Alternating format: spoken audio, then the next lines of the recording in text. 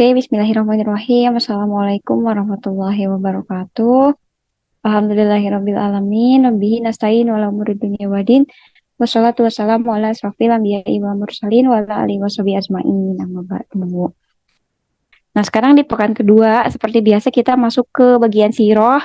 Alhamdulillah kita udah masuk ke siroh yang ketujuh, membahas mengenai Nabi Ibrahim alaihissalam. Bagi yang baru join di pekan sekarang, kalau misalkan mau menyimak materi-materi sebelumnya, silahkan lihat di YouTube ya. Dari penciptaan alam semesta, Nabi Adam, Nabi Idris, Nabi Nuh, dan Nabi lainnya sebelum Nabi Ibrahim alaihissalam udah dibahas. Jadi sekarang kita masuk ke Nabi Ibrahim alaihissalam part 1. Jadi kisah Nabi Ibrahim gak akan dibahas dalam satu pertemuan ini karena panjang banget ya, ada beberapa momen-momennya. Jadi kisah Nabi Ibrahim dibagi menjadi beberapa part. Nggak tahu nanti sampai beberapa part, entah itu 2 atau 3 gitu ya, karena panjang sekali. Sekarang kita masuk ke kisah Nabi Ibrahim part 1 dulu. Ya, sekarang kita mulai aja. Kisah Nabi Ibrahim alaihissalam. Nah, kisah Nabi Ibrahim sebenarnya banyak ya di dalam Al-Quran, juga ada khusus surat khusus Ibrahim gitu ya. Ada di dalam Quran surah Al-Baqarah, Al-An'am, At-Taubah, juga satu surat Ibrahim ya. Satu surat itu full dibaca aja. Semuanya itu kurang lebih tentang kisahnya Nabi Ibrahim alaihissalam. Jadi gimana fasenya? Fase dari Nabi Ibrahim lahir itu nasabnya nyambung pasti ya, nyambung ke Nabi Nuh. Sebagaimana kita tahu bersama bahwa semua nasab Nabi dan semua nasab manusia di zaman sekarang itu nyambungnya ke Nabi Nuh alaihi salam. Jadi nasabnya Nabi Ibrahim juga tentu saja nyambung ke Nabi Nuh. Keturunannya keturunan siapa? Keturunannya dari keturunan Sam. Terus nanti Sam ini ada anak yang namanya Arfakashad ya, sejaman dengan Iram di zamannya Nabi Hud. Jadi Arfakashad ini seangkatan lah gitu ya, seangkatan seangkatan sama Iram nanti ke Nabi Soleh. Kalau misalkan Nabi Hud sama Soleh kan keturunan Iram. Nah, kalau misalkan Nabi Ibrahim itu keturunannya Arfakashad. Jumlahnya 70 orang, mereka meninggalkan Gunung Jundi. Jadi ketika Nabi Nuh berlabuh di Gunung Jundi, kemudian ada keturunannya, keturunan Arfakashad ini, biasalah kurang lebih sekitar 70 orang keluar gitu ya dari perkampungan itu, pergi dari Gunung Jundi. Mereka mencari tempat yang luas dan subur juga, kemudian membuat perkampungan di sana. Dan keturunan Arfakashad ini mendirikan perkampungan sampai menjadi sebuah kerajaan yang besar pada nantinya. Keturunan Arfakashad ini disibukkan dengan segala aktivitas dunianya ya hingga kurang lebih sampai 1000 tahun. Jadi setelah Nabi Nuh itu berlabuh gitu ya, setelah udah banjir bandang besar, kemudian Nabi Nuh berlabuh, kemudian ada salah satu keturunannya Sam yang namanya Arfakashad. Kemudian Arfakashad itu memilih untuk memisahkan diri dari daerah Gunung Jundi itu ke daerah yang lainnya. Nah, kurang lebih 1000 tahun dari kejadian itu, setelah masa demi masa terlewati, akhirnya mereka lupa dengan sejarahnya gitu ya. Ternyata tempat yang mereka tempati, jadi geng Arfakashad ini memisahkan diri, itu nemu tempat buat ditinggalin. Ternyata tempat yang ditinggalin itu adalah tempat yang bekasnya zaman Babilonia kuno, zaman-zamannya Nabi Idris alaihi salam. Kalau misalkan kita ingat lagi kisah Nabi Idris di bulan Februari lalu, kita tahu kan kalau misalkan Nabi Idris itu diutus kepada kaum Babilonia kuno gitu ya, Babilonia yang pertama. Nah, kebetulan tempatnya yang itu ditempatin ulang sama geng-gengnya Arfakashad ini, keturunannya dari Sam ini gitu ya. Tinggal lagi di sana hingga kerajaan, karena pada saat itu kenapa kok teh nggak bisa ngenalin gitu orang-orang, emang nggak ada apa sisa-sisa sejarah pembangunan pernah ada peradaban di sana gitu ya, nggak ada kan. Kita udah bahas bersama ya, di zamannya Nabi Nuh semua seluruh permukaan bumi itu tenggelam gitu ya sama air, bahkan hancur kan, Ka'bah pun hancur pada saat itu. Ya udah gitu ya, bahkan artefak-artefaknya sisaannya Nabi Idris alaihi salam sama geng-gengnya atau sama masyarakatnya Babilonia kuno pada saat itu di zaman-zamannya Nabi Nuh ya udah hilang gitu ya, nggak ada lagi. Sehingga kerajaannya pada saat itu hancur karena banjir besar di zaman Nabi Nuh. Akhirnya mereka mendirikan kembali.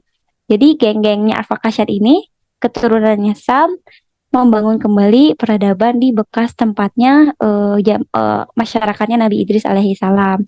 Akhirnya mereka mendirikan kembali kerajaan yang disebut dengan Babilonia kedua. Jadi kalau misalkan nanti di dalam sejarah apapun itu, entah baca sejarah Roma, sejarah apapun itu gitu ya. Nanti kalau misalkan ada Babilonia kuno, itu berarti zaman-zamannya geng-gengnya Nabi Idris. Tapi kalau misalkan Babilonia kedua atau kerajaan Babilonia aja nggak pakai kuno gitu dan lain sebagainya, itu berarti zaman-zamannya Nabi Ibrahim alaihissalam gitu ya, Dil. Nah, setelah 70 orang keturunan Arfakasad yang taat ini meninggal dunia, jadi geng-gengnya Arfakasad kan masih taat nih ya, keturunan Nabi Nuh alaihissalam masih pada taat. Seiring berjalannya waktu ya biasalah manusia sifatnya itu melupakan keimanannya. Akhirnya ada beberapa orang yang taat, ada juga orang yang sudah melupakan syariat Islam karena udah jauh banget tuh ya dari zamannya Nabi Soleh kan udah beda gitu ya, beda beda desa, beda kampung sama Nabi Hud sama Nabi Soleh gitu ya. Udah nggak ada ajaran syariat lagi nih gitu ya di sini. Sehingga ya biasa orang-orang yang taat agama dianggapnya sebagai yang berkuasa gitu ya, yang ketuhanannya itu gitu ya. Sehingga ya 70 orang yang taatnya zaman dulu itu dipilih sebagai nama-nama berhala untuk disembah. Kayak gitu ya, kurang lebih repeat. Jadi setiap nabi itu zamannya kayak gitu. Orang-orang yang taat dulunya karena memang nggak ada syariat Islam yang datang lagi kepada mereka, akhirnya mereka memilih orang-orang yang taat untuk disembah. Mereka jadikan orang yang taat itu awalnya sebagai foto aja gitu ya untuk dikenang atau digambar. Terus lama kelamaan dibikin patung, patungnya lama kelamaan disembah. Nah, akhirnya keturunan dari Arfakasad ini menyembah berhala. Nah, pada saat itu perkembangan manusia pasti berkembang ya. Nah, terutama di kerajaan Babilonia kuno yang Babilonia yang kedua ini, mereka pun juga berkembang. Mereka memiliki sistem kerajaan yang pada akhirnya nanti diputuskanlah raja yang memimpin di sana adalah Raja Namrud. Kalau misalkan kita lihat di hadis Nabi, raja yang pernah berkuasa di muka bumi ini dari awal terciptanya bumi gitu ya atau terciptanya makhluk hidup hingga nanti di hari kiamat raja yang terkenal sampai hari akhir itu ada empat, yang duanya mukmin, yang duanya kafir. Yang dua raja mukmin itu adalah Zulkarnain dan Sulaiman, nah sedangkan dua raja yang kafirnya itu adalah Namrud dan Nebukadnezar gitu ya. Nah, salah satu raja yang terkenal sangat zolim, sangat jahat gitu ya, ternyata nggak ada tuh Firaun, nggak ada disebutin dalam hadis Nabi, yang disebutnya adalah Raja Namrud. Berarti kurang lebih kalau misalkan kenapa ya Firaun nggak dijajarkan dengan raja-raja jahat ini gitu yang disebutin sama Nabi, itu menunjukkan bahwa Raja Namrud itu berarti levelnya lebih lebih sadistik banget gitu ya daripada di Firaun itu. Nah, Raja Namrud adalah raja yang memimpin Babilonia yang kedua ini gitu. Sistem pemerintahan Raja Namrud ini sistem pemerintahan yang zalim banget. Bahkan saat panen tiba, ia memanggil seluruh petani atau seluruh rakyatnya, menyuruh mereka untuk memanen semua hasil tanaman yang mereka tanam, kemudian dimasukkan ke dalam lumbung kerajaan, kayak ada sebuah khusus kastil gitu ya, salah satu kastil yang ditujukan untuk menyimpan bahan makanan yang hasil panen tersebut gitu ya. Tapi ketika rakyatnya mau butuh makan, rakyatnya itu harus menyembah dia dulu. Jadi seolah-olah yang memberikan makanan pada rakyatnya adalah dirinya gitu ya. Jadi kalau misalkan rakyatnya mau makan nih, kan yang panen rakyatnya sebenarnya, yang ngurus tanamannya rakyatnya. Nah, setelah panen dimasukin ke lumbung makanan yang tadi. Nah, ketika si masyarakatnya butuh, si masyarakatnya itu harus nyembah dulu si Namruj ini. Jadi seolah-olah ya dia berkuasa akan segala hal gitu ya. Toh masyarakatku makan karena aku, kayak gitu kurang lebih sistem kerajaan yang dipimpin oleh Raja Namruj. Sampai akhirnya Raja Namruj ini ingin memiliki patung di istananya. Jadi kan kita udah tahu sebelumnya ya, kenapa awal mulanya si Babilonia yang kedua ini menyembah berhala karena memang orang-orang solih dulu yang udah mati dijadiin patung. Nah, kebetulan karena si Raja Namrud ini nggak mau tersaingi dengan patung-patung itu, akhirnya ya udah bikinin deh gitu ya patung-patung buat sesembahanku di istanaku gitu ya. Dia minta patung-patungnya secara privat dibuatkan khusus untuk dia aja di dalam kerajaannya. Akhirnya si Raja Namrud ini mengadakan sayembara untuk memahat dan membuat patung yang baru di istananya yang terbaik gitu ya.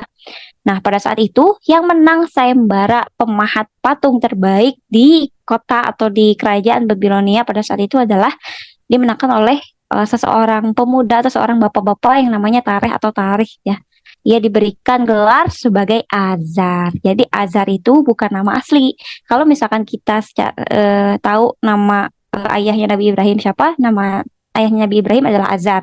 Azar adalah sebenarnya sebutan bagi dia yang jago memahat patung. Jadi nama asli dari ayahnya Nabi Ibrahim alaihissalam adalah Tarikh atau Tareh gitu ya. Nah, tapi beliau punya atau dia punya gelar Azar. Jadi sering disebut Azar karena dia tuh punya keahlian dalam pemahatan patung yang sangat luar biasa hebat gitu ya. Detailnya, kemiripannya dan sebagainya gitu ya, intinya kayak gitu. Sehingga orang-orang di kerajaan Babilonia pada saat itu menyebut dirinya sebagai Azar. Nah, ketika Azar memenangkan sayembara untuk bikin patung terbaik di Istana Namruj ini, akhirnya dia diberikan kekuasaan full pada hutan di daerah itu, gitu kan ada hutan untuk pohon-pohon atau memenuhi kebutuhan masyarakat Babilonia pada saat itu gitu ya. Yang hanya diizinkan masuk ke sana ya hanyalah raja dan pengawal terpercayanya juga azarnya itu atau tarikhnya itu saja. Jadi cuma 3 sampai 4 orang yang boleh masuk ke dalam hutan tersebut gitu ya. Karena azar kan punya kepentingan buat bikin patung di kerajaan Namrud. Sementara Namrud ya boleh jalan-jalan lah di hutannya sendiri sementara masyarakat biasa dilarang masuk ke dalam hutan tersebut. Pada saat memenangkan sayembara ini, ternyata Azar posisinya sudah menikah atau Tarikh ini sudah menikah dan memiliki seorang anak bernama Nahar. Jadi sebelum Nabi Ibrahim terlahir, ayahnya Azar dan ibunya itu punya anak yang namanya Nahar. Azar ini juga sudah menjadi pemahat kerajaan atau PNS gitu ya. Diangkat sebagai PNS yang dipercaya oleh Raja Namrud. Jadi kalau misalkan mau butuh patung ya ke Azar aja nih gitu ya, udah menjadi tangan kanannya banget. Patung-patung yang dirusak dalam istana, jadi setiap punya sistem setiap 1 bulan sekali, entah itu sebulan sekali atau kurang lebih 1 minggu sekali, mungkin ya sekemauannya Namrud aja.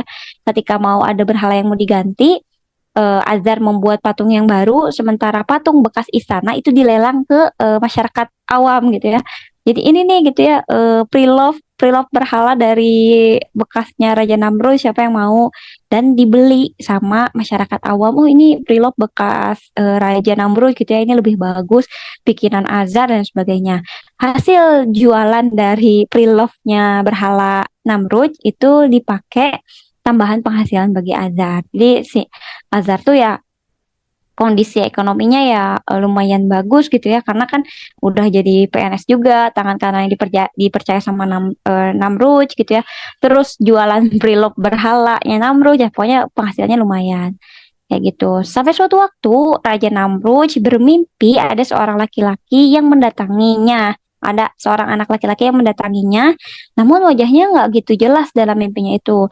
Ia menemui para penafsir mimpi sampai 3 hari dia bolak-balik gitu ya ada anak laki-laki nih yang datang apa maksudnya tapi para penafsir mimpi pada saat itu nggak bisa mengartikan mimpi dari si Namrud itu jadi nggak ada kejelasan arti dari mimpinya itu apa hingga pada akhirnya para pelamar mengabari bahwa arti dari mimpi Raja Namrud adalah pemuda itu yang mendatangi Namrud dalam mimpinya akan meruntuhkan kekuasaannya. Nah, sejak saat itu Raja Namrud karena takut kekuatannya hilang, karena takut kekuasaannya direbut sama anak kecil laki-laki yang ada di dalam mimpinya, akhirnya ia memerintahkan untuk dilakukannya atau diterapkannya sistem kependudukan gitu ya, sensus penduduk. Siapa aja wanita yang subur, siapa aja wanita yang lagi hamil, siapa aja wanita yang punya anak laki-laki. Jadi para pengawalnya itu disuruh sama Namrud untuk sensus penduduk gitu ya, siapa yang lagi hamil dijagain, takut-takutnya ada anak laki-laki yang lahir kurang lebih sama ininya Firaun gitu ya. Tapi Raja Namrud itu sampai ngasih pengawal kurang lebih 2 pengawal untuk satu wanita yang lagi hamil dijagain gitu ya apakah yang bayinya yang lahir adalah laki-laki atau bukan. Dan kalau misalkan ternyata wanita hamil itu melahirkan bayi laki-laki dan bayi laki-laki yang lahir serta wanita yang melahirkannya itu di beberapa riwayat serta wanita yang melahirkannya harus dibunuh. Nah, wanita-wanita hamil harus melalui pemeriksaan yang ketat ya oleh pengawalnya Namrud ini. Dari pertengahan tahun, kemudian kehamilannya diperiksa juga gitu ya, dan lain sebagainya sehingga bayi anak laki-laki yang terlahir di zaman-zaman itu ya harus dibunuh, nggak selamat satupun. Nah, suatu waktu ternyata istrinya Azar itu hamil. Istrinya Azar itu hamil karena Azar takut anak yang lahirnya adalah laki-laki, juga takut istrinya kenapa-napa, takut dibunuh juga kan tadi ibunya juga ikut dibunuh. Akhirnya Azar itu ngumpetin gitu ya atau ngajak istrinya sama Nahar anak pertamanya itu untuk bersembunyi di hutan. Tadi kan ada sayembara dari Namrud, siapapun yang menang jadi pemahat istana, dia berhak punya akses full ke hutan Babilonia itu gitu ya. Yang boleh masuk siapa aja tadi? Azarnya, pengawal kepercayaannya Namrud sama Namrudnya itu sendiri. Sementara Namrud sama pengawalnya itu jarang-jarang gitu, yang sering datang ke hutan adalah Azarnya. Nah, pada saat itu karena punya kekuasaan itu akhirnya Azar mengajak istrinya, kemudian anak pertamanya Nahar itu untuk bersembunyi di dalam hutan sampai istrinya melahirkan. Kayak gitu kurang lebihnya ya. Di dalam hutan, Azar itu membuat hunian seadanya gitu ya, bolak-balik dari kota ke hutan untuk bawa makanan dan segala kebutuhan yang diperlukan oleh istrinya dan anaknya. Terus Azar juga berpesan kalau kamu mau masak, masaknya mending malam aja gitu ya. Dan apinya jangan besar-besar gitu ya. Kalau misalkan apinya besar nanti kelihatan ada asap, ada kehidupan di dalam hutan dan sebagainya.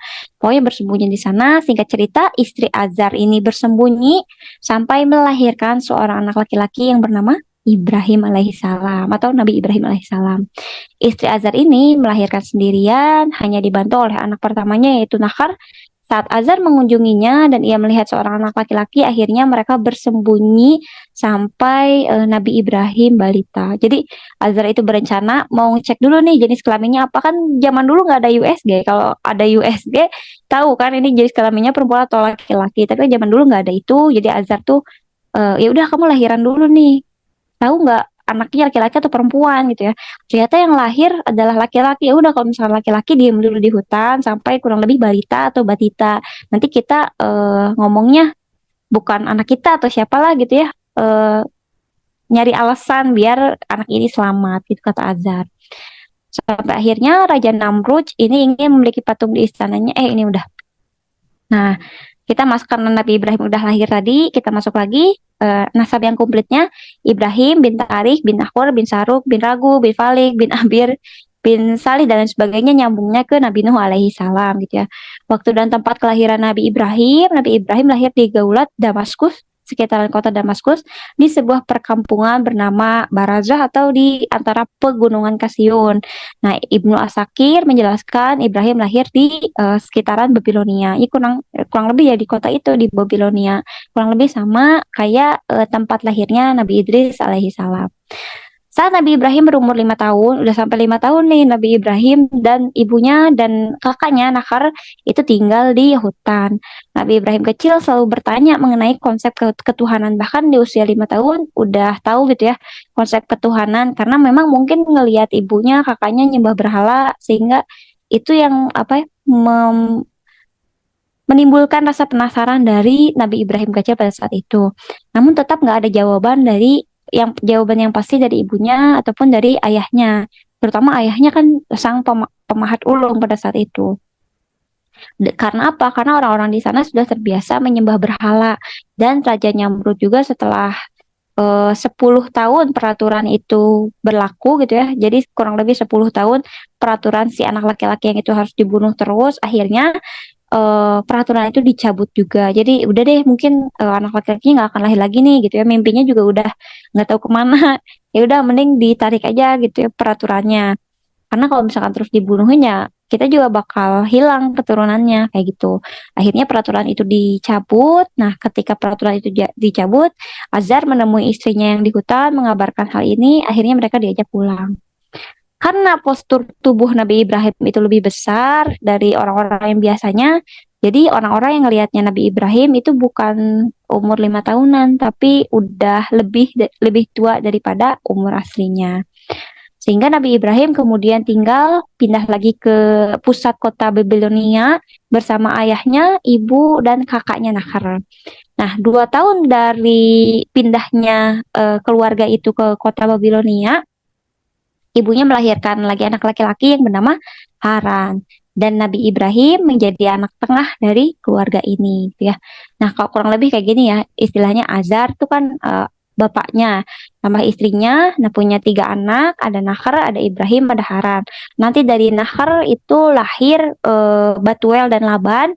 Nah, Batuel dan Laban ini akan meninggalkan Babilonia dan tinggal di padang Haram bersama Haran. Laban ini juga akan memiliki anak yang bernama Rachel, yang nanti nyambung. Rachel ini akan menjadi istri dari Nabi Yakub. Nanti aja ya, pokoknya kita pahami dulu ini. Nanti kalau misalkan ini udah paham, nanti ketika kita berkisah Nabi Yakub nanti nyambung juga ke sini, gitu ya. Udahlah, ini dulu, jangan dulu jauh-jauh. Jadi Azar sama istrinya punya 3 anak, Nahar, Ibrahim, Haran. Dari Nahar ini punya anak namanya Batuel sama Laban. Kemudian yang kedua adalah Ibrahim. Kita tahu bersama anaknya Nabi Ibrahim adalah Ismail sama Ishak. Terus anak yang ketiga itu Haran. Haran memiliki anak yaitu Sarah dan Lut. Jadi ada satu lagi nih, kurang satu ya. Ada satu lagi yang perempuan namanya Sarah, yang laki-lakinya namanya Lut. Lut ini yang nantinya kita akan kisahkan jadi Nabi Lut alaihi salam. Jadi Nabi Lut alaihi salam itu sepupu ya, sepupu atau ponakannya dari Nabi Ibrahim alaihi salam. Jadi masih saudaraan sama Ibrahim alaihi salam. Kayak gitu ya, kurang lebihnya. Udah paham? Silsilahnya keluarganya kurang lebih kayak gini. Tapi ini dari mana? Ada di kitab Bidayah wa Nihayah karya Imam Ibnu Katsir, dibaca aja. Nah, kita langsung lanjut ke kisah yang selanjutnya. Nah, pekerjaan Azar masih sama, yaitu membuat patung berhala. Jadi masih aja sama, jadi tangan kanannya Namrud untuk bikin berhala. Patung yang baru ia jual di istana dari bangsawan gitu ya. Jadi karena hasil prilop itu lebih menggiurkan, jadi Azar ini ya prilop-prilopan jadi para bangsawan gitu ya. Kalau misalnya mau ganti berhala, Azar bikinnya yang baru dibayar sama bangsawan. Nanti patung berhala yang di bangsawan dijual lebih murah ke orang-orang desa kayak gitu ya. Jadi ya penghasilannya berkali-kali lipat. Nah, pada saat itu Azar juga udah mulai ngajarin anaknya buat jadi pemahat atau enggak jadi penjual berhala. Yang pada saat itu diajak adalah Nahar, anak pertama gitu ya. Kalau misalkan Nahar itu memperlakukan berhala sebagaimana bapaknya, disayang-sayang gitu ya, kalaupun dijual ditawarin dengan sebaik mungkin. Nah, ketika Nahar udah terbiasa menjual berhala atau udah bisa mulai mahat-mahat sedikit-sedikit, akhirnya Nahar mengajak Ibrahim kecil untuk belajar memahat berhala dan juga menjual berhala. Tapi karena Ibrahim memang nggak mau dari kecil gitu ya, walaupun dipaksa, kata bapaknya Azar tuh, ya udah kamu kalau misalnya nggak mau jualan berhala dikasih deh 3 biji gitu ya, 3 biji, ada yang besar, ada yang sedang, ada yang kecil, kamu jualin aja ini dalam 1 hari gitu ya. Terus awalnya tuh nggak mau pegang sama sekali, tapi karena bapaknya ngebekalin pakai kantong itu, di bawah kantongnya diseret-seret sama Nabi Ibrahim, tapi ngikut-ngikut kakaknya gitu. Nahar, ini jualannya gimana, kemana, ya udah ikut aku aja kata Nahar. Tapi lama kelamaan karena Ibrahim tuh kayak nggak mau gitu ya ngejualin berhala, karena kan udah mau pertanyakan konsep ketuhanan dari usia 5 tahun. Mau nggak mau akhirnya Nahar tuh kesel gitu ya, udah mah diikutin ade, terus adanya nggak berguna gitu, nggak mau ikut jualan, nggak mau ikut bantuin buat ngejualin hasil pahatan ayahnya. Kata kakaknya, ya udah kamu nggak usah ikut aku udah jauh-jauh gitu ya, kamu jualan di sebelah sana, aku jualan di sebelah sini gitu ya, nggak usah bareng-bareng. Pada saat itu karena disuruh misah, makin kesel lah Nabi Ibrahim, makin diseret-seret itu tas yang besinya berhala, sampai 3 berhala yang dititipi oleh ayahnya itu rusak. Sampai akhirnya bertemu dengan satu orang nenek. Nenek itu melihat, kenapa kamu memperlakukan berhala sedemikian buruknya gitu ya, kan ini adalah Tuhan kita. Yaudah kalau daripada kamu berat membawanya pulang, aku beli saja seluruhnya. Nah, pada saat itu dibelilah itu, padahal nggak niat jualan kan, tapi dibeli sama nenek itu.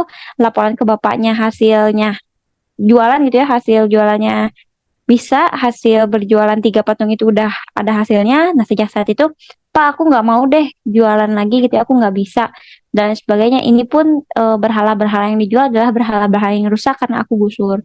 Dari sana karena pengakuan Nabi Ibrahim ini seperti itu, Azar akhirnya nggak mau lagi, udah apa ya, nggak mau ngajarin lagi Ibrahim tentang maha, tentang jualan berhala, dan akhirnya Ibrahim ditugaskan untuk bolak-balik ke hutan, bawa kayu bakar, bawa kayu-kayu kebutuhan bapaknya, kebutuhan sehari-hari ibunya, juga menggembala kambing. Jadi lebih lebih baik kayak gitu aja gitu ya, daripada nanti berhalanya pada rusak. Lebih baik kamu udah kerjanya di rumah aja kayak gitu. Ada suatu waktu Azar bertanya, bencikah kamu terhadap Tuhan-Tuhanku, maka aku akan merajammu. Merajam tuh kayak dipecutin gitu ya, dipukulin ya. Merajam tuh dipukulin tapi sama pecut kayak gitu ya, dirajam. Ada juga yang dirajam bilangnya dipukulin sama batu gitu ya. Tapi kalau misalkan di sini sama anak kecil biasanya pakainya pakai pecut yang pecut yang kayak apa ya, mukulin buat keledai pada zaman itu. Kemudian Ibrahim pada saat itu menjawab, aku akan memintakan ampun terhadap Tuhanku gitu ya. Semoga dia mengampunimu. Maka Ibrahim menjauhkan diri dari mereka. Kemudian Azar pada saat itu marah banget. Ia membawa Nabi Ibrahim ke hutan dan menyuruhnya untuk menebang kayu terus-menerus. Ya semenjak saat itu Ibrahim lebih suka tinggal di rumah gitu ya, nggak berkaitan lagi dengan keberhalaan yang ditekuni oleh ayahnya. Lalu, nah ini ada beberapa riwayat juga ya. Jadi ada yang bilang memang Nabi Ibrahim tuh udah tahu Tuhannya dari awal tuh Allah gitu ya. Nggak ada tuh episode Nabi Ibrahim mencari-cari Tuhannya. Nggak ada tuh episode Nabi Ibrahim menganggap bintang itu adalah Tuhan, matahari itu ada Tuhan, kayak gitu. Nggak ada episode itu.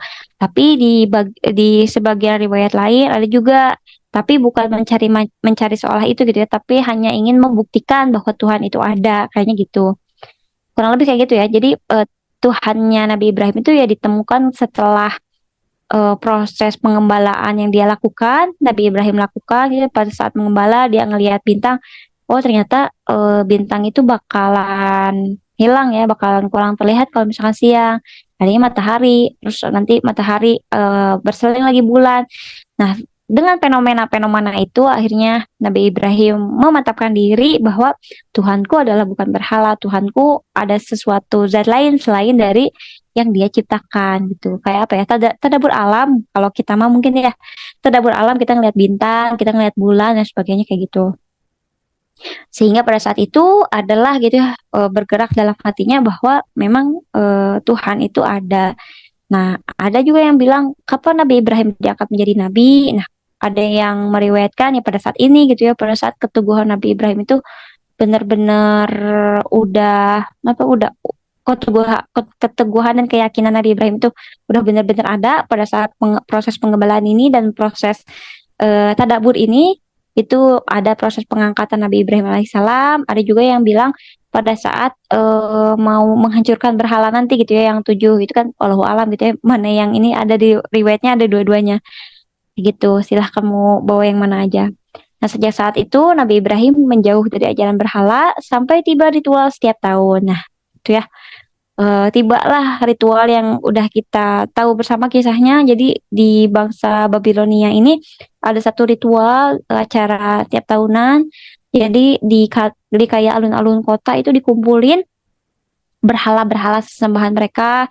Mereka berkumpul, makan-makan bareng, mabuk bareng, bahkan berzina bareng-bareng di alun-alun kota tersebut. Sehingga ya nggak jarang gitu ya, pas pas berpesta semalaman, besok paginya tuh orang-orang yang pakai baju pada mabuk, masih pada tidur siang-siang, itu udah terbiasa gitu ya di masyarakat pada saat itu kayak gitu. Nah, pada saat itu juga diajaklah itu sama ayahnya Nabi Ibrahim tuh. Ayo kamu ikut nggak ke alun-alun kota gitu, ada pameran, ada festival dan lain sebagainya. Tapi Nabi Ibrahim di sini menolak karena beralasan sakit. Di sini juga ada beberapa riwayat ya, ada yang bilang Nabi Ibrahim berbohong padahal mah nggak sakit ya. Tapi berbohongnya baik karena nggak mau ikut acara-acara yang begitu. Ada juga yang bilang sebenarnya Nabi Ibrahim nggak berbohong, yang sakit tuh bukan fisiknya tapi sakit hatinya kayak gitu ya. Itu kurang lebih perdebatan para ulama ya di zaman dulu, manapun yang mau dibawa mangga karena ada riwayatnya. silahkan mau itu bilang mau Nabi Ibrahim berbohong padahal lagi sehat, mangga. Nabi Ibrahim enggak berbohong tapi yang benar-benar sakit, tapi sakitnya bukan sakit fisik tapi sakit hatinya, mangga juga, terserah ya.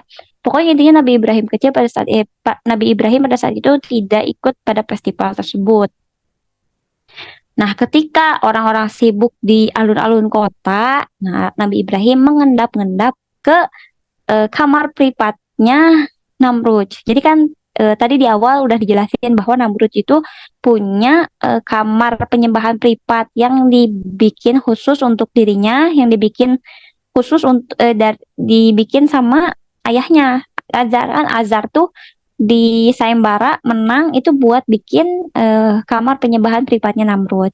Nah, pada saat itu Nabi Ibrahim mengendap-endap ke sana dan menghancurkan seluruh berhala yang ada di sana, kecuali satu berhala yang paling besar, yang paling tinggi, dan yang paling terlihat kokoh. Jadi semua berhala dihancurkan karena kesel gitu ya, karena kesel kan tadi ya. Makanya dijelasin dulu kapan kok Nabi Ibrahim bisa kesel sih di sini, kok Nabi Ibrahim bisa ngancurin berhala sih di sini ya, itu tadi kan.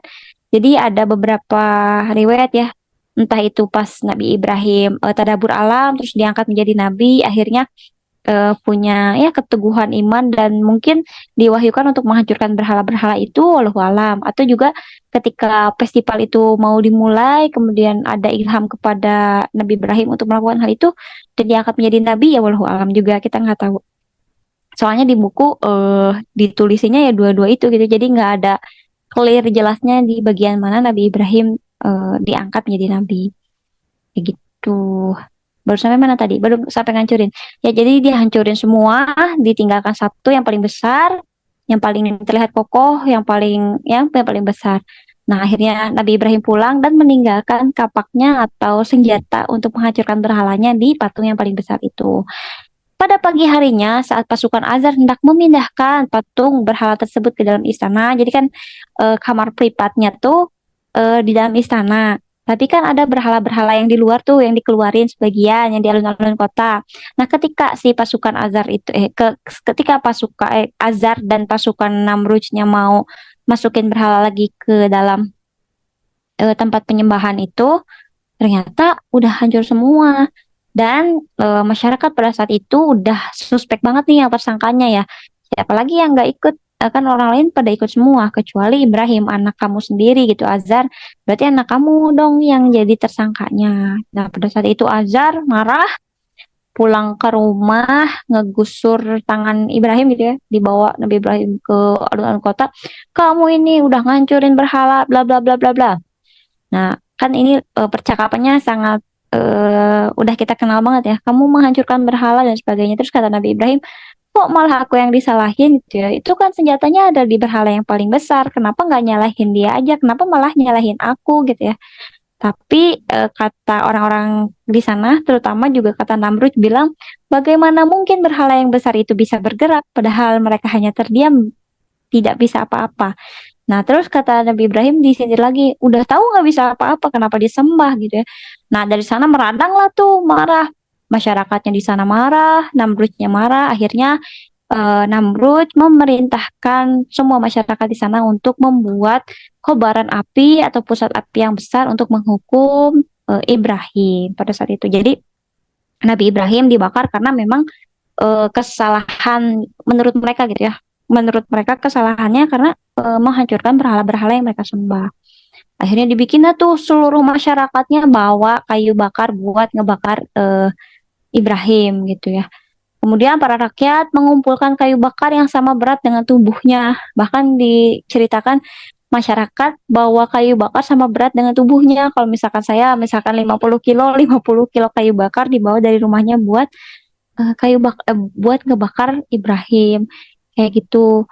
Dan orang yang membakar ataupun kalau misalnya ada masyarakat atau rakyat yang nggak mau bawa kayu bakar yang seberat tubuhnya itu atau seberat berat badannya, maka dia akan dihukum juga, dimasukin juga ke sana sama Namrud. Tapi ada tiga orang yang tidak membawa kayu bakar pada saat itu, yaitu ibunya, ya mana tega gitu ya, ibunya bawa kayu bakar buat ngebakar anaknya sendiri. Nah, karena kakaknya juga Haran adiknya. Jadi ibunya, kakaknya sama adiknya nggak bawa kayu bakar untuk ngebakar Ibrahim alaihissalam.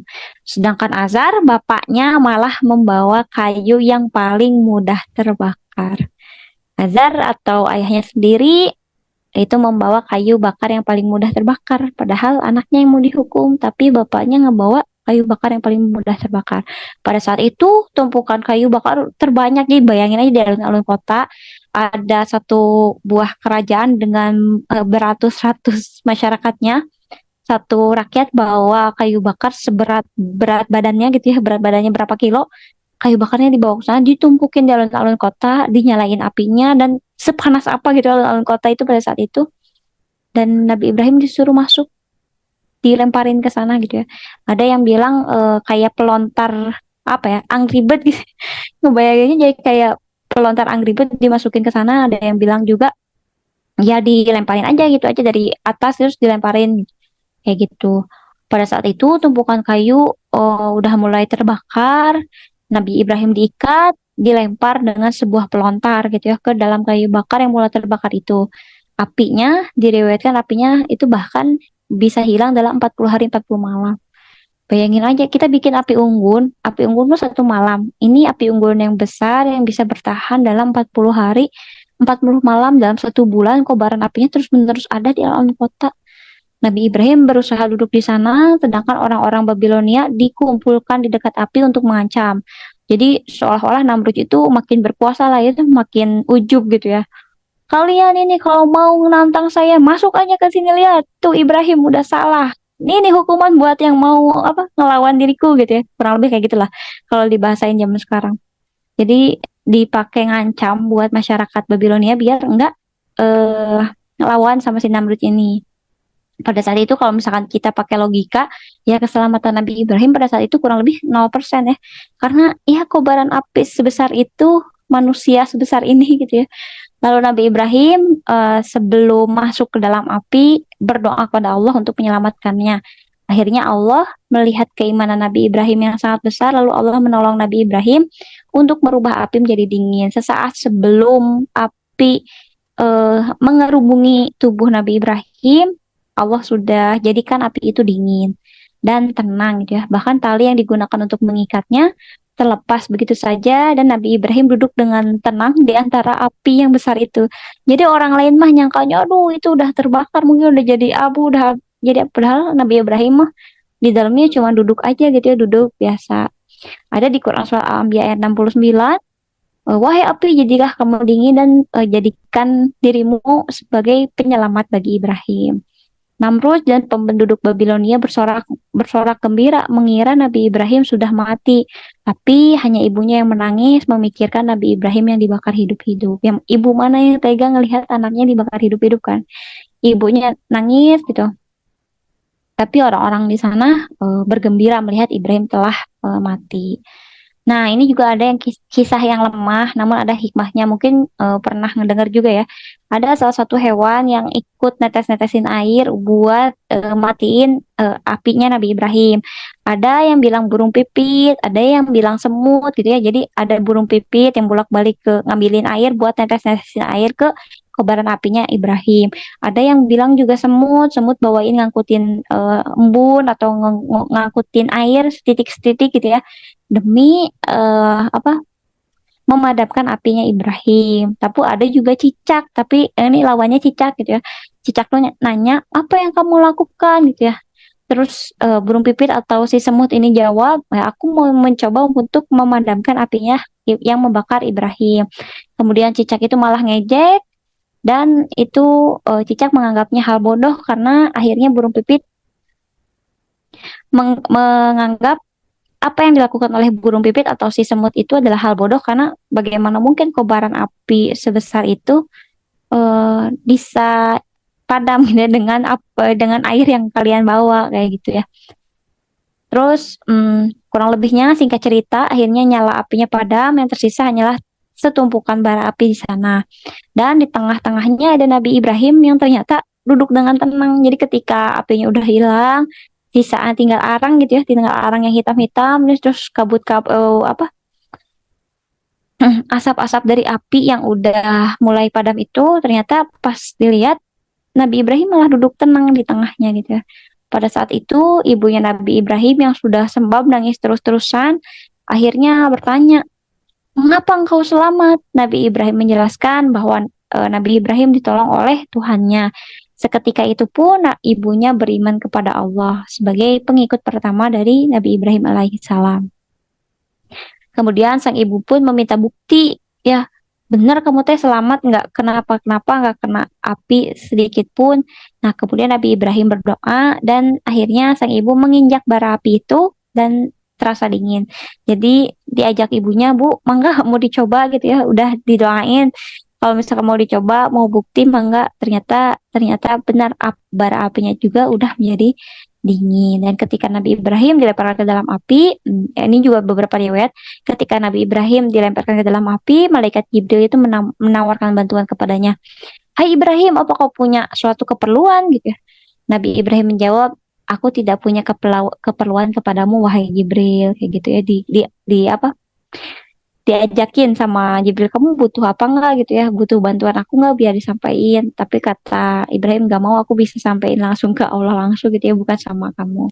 Terus Ibnu Abbas juga meriwayatkan malaikat hujan mengatakan, jadi malaikat yang mengatur hujan mengatakan, kapan kiranya aku diperintahkan untuk menurunkan hujan? Kok selama 1 bulan nggak hujan-hujan? Sementara itu kasihan gitu ya, Nabi Ibrahim dihukum di tengah api. Namun ternyata perintah Allah jauh lebih cepat daripada itu. Jadi perintah Allah ya belum hujan ya ditahan hujannya selama 1 bulan itu. Jadi kurang lebih kayak gini. Jadi selama 40 hari 40 malam itu yang nggak ada hujan sedikit pun karena memang Allah tidak mengizinkan turunnya hujan. Ya kan memang mungkin Nabi Ibrahim udah diselamatkan gitu ya. Jadi ngapain aja ada turun hujan kayak gitu. Mungkin kayak gitu ya. Terus diriwayatkan juga dari Al-Ahbar mengatakan Jibril berada di dekat Nabi Ibrahim, ia mengusap keringat yang ada di wajah Nabi Ibrahim. Kemudian tidak ada satu bagian dari tubuh Nabi Ibrahim pun yang terkena api atau menyentuh api. Sebagian lain menyebutkan Rasulullah pernah bersabda, sungguh saat Nabi Ibrahim dilemparkan ke dalam kobaran api, seluruh hewan melata berusaha memadamkan api kecuali tokek atau sejenis cicak, sejenis tokek dan sebagainya. Ia justru meniup api dan membakar Nabi Ibrahim. Makanya kalau misalkan mau disambungin, kenapa cicak di rumah boleh dimatiin gitu ya atau dibunuh dan sebagainya? Ya karena kalau misal mau nyambungin ya karena dulunya juga geng-geng ras cicak tokai dan sebagainya mah malah apa ya mendukung Nabi Ibrahim untuk dibakar, wallahu alam itu mah ya cerita, namanya juga kisah lemah, mau dipercaya silahkan, mau enggak juga nggak apa-apa. Setelah keluar dari api kemudian Raja Namrud yang zalim dan dungu ini segera melakukan perdebatan dengan Nabi Ibrahim. Nah, ada juga ceritanya setelah 40 hari 40 malam, kemudian api padam, selama 1 pekan penuh, selama 1 minggu setelah apinya padam, api tidak bisa lagi terasa panas. Jadi orang-orang di Babilonia, kalaupun nyalain api selama 1 minggu setelah api dari Nabi Ibrahim itu padam, malah dingin apinya, nggak jadi panas. Mau masak nggak bisa karena apinya terasa dingin dan sebagainya. Wallahu alam, mau dipercaya silahkan, mau enggak juga nggak apa-apa. Dan bahkan di beberapa riwayat dijelaskan api tidak muncul berhari-hari selama 1 pekan setelah api Nabi Ibrahim padam. Itu ya, itu mau dipercaya mangga, mau enggak juga nggak apa-apa. Nah, sekarang akhirnya orang yang menyaksikan Ibrahim selamat dari kobaran api itu akhirnya mau nih apa masuk ke ajaran Islam gitu ya, ajaran yang dibawa sama Nabi Ibrahim, termasuk kakaknya Nahar ya dan Haran. Jadi ibunya, kakaknya sama adiknya Haran itu masuk Islam semua, sama masyarakat, beberapa masyarakat yang percaya sama Ibrahim alaihissalam. Kemudian Namrud yang saat itu melihat masyarakatnya udah ada sebagian yang masuk gengnya Nabi Ibrahim, akhirnya kesal dan mengusir mereka semua ke pinggiran kerajaan. Kalau kalian mau menyembah Tuhannya Ibrahim, keluar aja dari kerajaanku dan jangan hidup di dekatku. Akhirnya mereka kurang lebihnya tinggal di pinggiran kerajaan, membuat desa sendiri atau kehidupan sendiri ya, isinya ya orang-orang Muslim atau orang-orang yang beriman kepada Allah.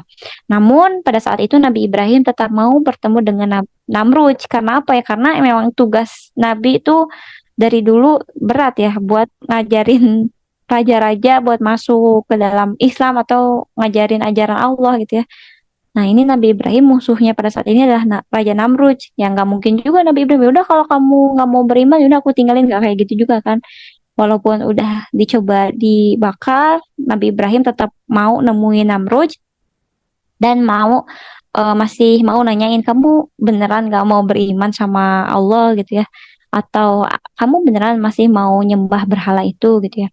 Terus dijawab sama Namrud itu, "Siapa Tuhanmu itu?" gitu ya. Terus kata Nabi Ibrahim, "Tuhanku itu adalah bisa menghidupkan dan bisa mematikan." Kemudian Namrud itu dengan sombongnya mengatakan bahwa aku juga bisa mematikan dan menghidupkan orang lain gitu ya.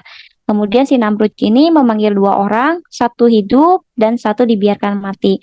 Tuhan, lalu tuh lihat aku punya kekuasaan untuk menghidupkan dan mematikan orang. Dari dua orang ini, satu aku biarkan hidup dan satunya lagi aku bunuh. Berarti itu adalah kuasaku untuk mematikan orang. Cina kayak gitu ya, kata si Namrud ini. Terus yang kedua, kata Ibrahim, Tuhanku bisa menerbitkan matahari dari barat dan tenggelam dari timur dan tenggelam dari timur. Namrud pada saat itu terdiam karena ia tidak bisa melakukannya. Ya, karena nggak bisa ngelakuinnya gitu ya. Terus ia bertanya kembali, "Tuhan kamu di mana?" Kata Nabi Ibrahim, "Ia di langit." Karena menurut beberapa ulama ya ini jawaban yang paling logik untuk orang yang awam. Tapi kalau misalkan jawabnya di tanah, nanti Namrud malah sombong. "Tuhan bisa aku injak-injak dan sebagainya." Akhirnya milih jawaban yang paling logis adalah Tuhanku ada di langit. Kemudian Namrud memerintahkan untuk membangun Menara Babel. Rakyat dikerahkan jumlahnya jutaan. Jadi kalau misalkan mau lihat sejarahnya ada namanya Menara Babel. Menara Babel itu menara yang menjulang tinggi gitu ya. Tingginya itu adalah proyeknya Namrud mau ngelawan Tuhan. Jadi kalau misalkan Tuhannya Ibrahim di langit, aku juga bisa sampai langit kayak gitu. Tapi ternyata proyeknya itu gagal gitu ya. Menara itu besar dan tinggi, diperkuat pondasinya dan dipertinggi bangunannya sampai ia bisa memanah Tuhan Nabi Ibrahim. Jadi pengennya makin tinggi, makin bisa ngedekatin Tuhannya Ibrahim. Nanti aku bunuh deh Tuhannya Ibrahim kayak saking apa ya, saking ujubnya atau saking gimana ya, karena Namrud itu sangat luar biasa zolim gitu ya, pengen dianggap Tuhan. Akhirnya ya kayak gitu, dia bikin Menara Babel tapi ternyata Menara Babelnya nggak bisa eh, runtuh gitu, nggak bisa setinggi itu, ya juga runtuh. Raja Namrud berpikir dirinya bisa mengimbangi Tuhan gitu ya, atau menuju langitnya Tuhannya Ibrahim, tapi ternyata nggak bisa. Nabi Ibrahim berdoa kepada Allah untuk memberhentikan pembangunan Menara Babel. Nah, pada saat itu, keesokan harinya setelah Nabi Ibrahim berdoa, menaranya runtuh dan banyak orang yang terbunuh karena ya reruntuhan Menara Babel tersebut. Dalam satu tingkatan, itu dikerjain sama 40 pekerja dan satu mandor. Jadi kurang lebih ada 41 orang yang tiap tingkatannya itu menggunakan bahasa yang berbeda karena nggak bisa nih proyek ini dikerjain sama orang-orang Babilonia aja. Jadi si Namruj ini nge-hire orang dari desa-desa lain atau daerah-daerah sekitarnya sehingga bahasanya berbeda. Nah, dikisahkan di beberapa kisah samping gitu ya, kisah sequelnya dari Nabi Ibrahim pada saat pembangunan Menara Babel karena bahasanya beda-beda, kurang sinkron, kurang teamworknya kurang, akhirnya pembangunannya nggak bisa gitu ya, dan akhirnya runtuh menyebabkan kematian dari jutaan orang pada saat itu kayak gitu. Terus eh setelah runtuhnya Menara Babel, si Namrud ini masih kekeh aja gitu ya. Apakah Tuhan kamu masih hidup dan sebagainya. Kalau misalkan Tuhan kamu masih hidup, ya udah ayolah turunkan pasukan Tuhanmu itu, lawan pasukanku. Kan Namrud itu punya pasukan juga ya, pasukan manusia gitu. Kalau misalkan ini mah, nah ngelawan Tuhannya Ibrahim. Kalau misalkan memang Tuhan kamu hebat, ya udah lawan gitu ya, turunkan pasukan pasukan Tuhanmu itu. Nabi Ibrahim singkatnya Nabi Ibrahim berdoa. Akhirnya Tuhan mengirimkan nyamuk-nyamuk betina sebagai pasukannya. Nyamuk-nyamuk betina itu melawan pasukan-pasukannya Raja Namrud. Mau dipedang nggak bisa, mau dipanah apa lagi, mau ditombak juga bingung. Yang lawannya adalah nyamuk-nyamuk betina. Kayak gitu. Nabi Ibrahim ya berdoanya ya gimana lagi gitu ya. Karena yang masuk ke dalam agamanya pada saat itu kan kurang lebih berapa puluh orang gitu.